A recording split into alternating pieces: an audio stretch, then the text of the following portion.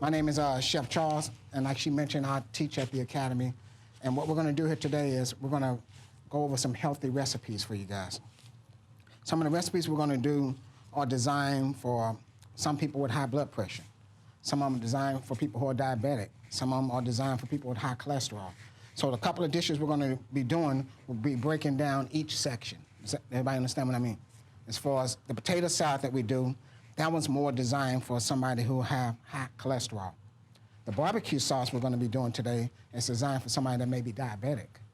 And also the chicken that we do and the spice blend we're going to do is designed for someone who has high blood pressure. So we try to cover all three categories while we're doing the class. And I brought along a couple of my students with me today. Ms. Vanessa, she's going to be doing the barbecue sauce for you. Ms. Dolores, she's going to be demonstrating the potato salad. And Mr. Jose is going to be demonstrating the spice blend and also the chicken. What we're doing now, we're going to make the barbecue sauce. And we're going to make what's called a low-carb, low-sugar barbecue sauce. Because the reason why we're doing this is Memorial Day is coming up. So we decided that we're going to do the healthy cooking class. Why not do it in a Memorial Day theme? So the Memorial Day theme would be more barbecue, potato salad, sauces, and different things like that. So it's kind of good to know because you get a chance to actually get a spice blend that actually has no salt in it. So if you know somebody that has high blood pressure, it actually helps you control the high blood pressure. We're going to do a barbecue sauce that has very little sugar in it. So it's actually pretty good as far as somebody that's diabetic. And the reason why I do a lot of these classes, and you hear me say over and over again, is because I'm diabetic. I got high blood pressure, so I design a lot of my seasons around my blood pressure to try to maintain that. I design a lot of the sauces and desserts and stuff that I do around my blood sugar. And I figured out, because we were talking about this with one of the students at the school a while back, and how he said he was 270 pounds when he was diabetic. I was 228 pounds when I was diagnosed as diabetic. And from that point on, I knew I had to make a change. So what I got into more nutrition and start converting it into more forms that was better for my body. And I found out, man, this turned out to be pretty good. You know? Maybe these sugar-free muffins turned out to be pretty good. This diabetic barbecue sauce turned out to be really, really good. And I found that I actually started liking eating healthy, and I like eating vegetables. So what we're going to do is we're going to do a combination of lean meats. When we do the skewer, when the student come up and show you the barbecue skewer, it's going to be using chicken breast with the fat removed off of it. And then to give you guys a peek of what it looks like, this is some of the stuff that we're actually going to do. And when we do the skewers, you can use basically any type of vegetable you want on it. Today we just use onions, peppers, and cherry tomatoes. If you want to use zucchini, squash, anything like that, that's okay. You decide what vegetables you want to put on there as long as they're all healthy. So what we're doing now is Ms. Vanessa's going to come up and she's going to demonstrate to you guys the low-carb barbecue sauce. Show you guys how to make a barbecue sauce. And what we're doing now is what's called conditioning. Does anybody know what I mean when I say condition the pan? A lot of times when you see a recipe and it tells you to condition the pan, it's telling you to heat the pan up, but don't put anything in there. Don't add anything to it for the simple reason that you want the pan hot when you start cooking your products. You hear the phrase over, you can't cook anything in a cold pan. So right now we're going to condition the pan, and what she's going to do now, she's going to add in the oil and your onions. Let's go about half of the onions.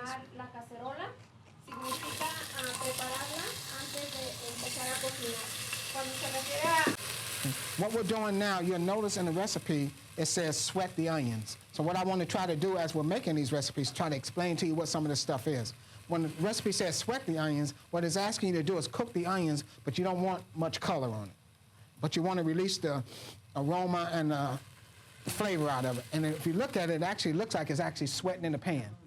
Everybody see it? And you should be able to smell the onions. What you're doing now, you're releasing the aroma and the flavor. Now watch out when you put in some acidic as maybe vinegar or something, because it's going to give you kind of a strong aroma. So don't put your nose up on the thing and then not up in your nose and blow your hair all the way back to here. So we'll add in the vinegar, add in the beef stock. What she's going to... Red wine vinegar. What's keeping the recipe healthy is we're using a stock. All the stock is a liquid in which the flavor from the bones were extracted. The stock has no salt. So that's the reason why we're using it. So we're using a no salt stock. But you can buy broth in the store, but look for the sodium content. Because a lot of times you'll buy beef broth in the store, and it looks healthy where it says it only has 120 milligrams of sodium, but that was per serving. And you didn't realize that a serving in that was 1 ounce, and that can was like 16 ounces. So you multiply that 128 times 8 on that entire amount, that's a lot of sodium. So a lot of times when you make your stock at home from the bones, you usually don't add salt. So what we're doing is we're using a no salt, or you can use a no salt broth. So right now we've got the vinegar in there, we've got the beef stock, and we got the onions. We're gonna add in the garlic. A key ingredient when you're making barbecue sauce is mustard. You can use, if you don't have dry mustard at home, you can actually use the store-bought prepared mustard. If you want a different flavor, you can go into different varieties of mustard. But we're gonna use the mustard powder on this one. And you should start smelling a lot of the ingredients now. Now the main ingredient in our barbecue sauce is either gonna be ketchup or tomato sauce. Because barbecue sauce is a tomato sauce or ketchup-based sauce. When I say base, that means the main ingredient is going to be either tomato sauce or ketchup. But the main ingredient in ketchup is what? It's tomato. So we're going to use the ketchup. What you're looking at in the pan is the beginning process. What you're looking at here is the end process. It actually looks like barbecues. We made the barbecue sauce ahead, so we wouldn't be here for like 4 days waiting on this sauce to simmer, and you starving to death. So what we did was a lot of the stuff that we're doing today, we made ahead so we can actually be able to serve you guys as we're going to. What we're doing is mostly demonstration.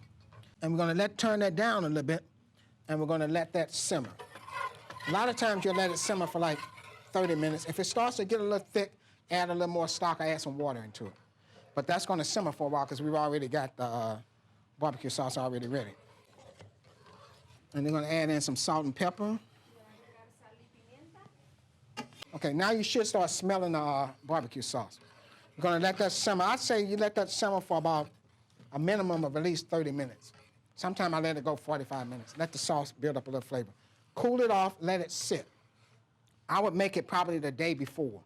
We made ours about 2 days ago, so we can let it sit so it really develop a lot of flavor. So when we serve you guys the skewers, we'll use it as a dipping sauce.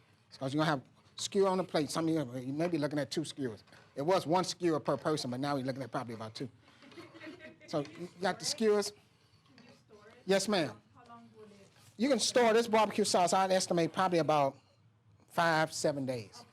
5 to 7, unless you freeze it. But if you freeze it, a lot of times when you thaw it out, it starts crystallizing. I don't know if you guys ever froze barbecue sauce. And then you thaw it out and you get that crystallized taste inside of your barbecue sauce. So you can store this, I say, about maybe 5-7 days.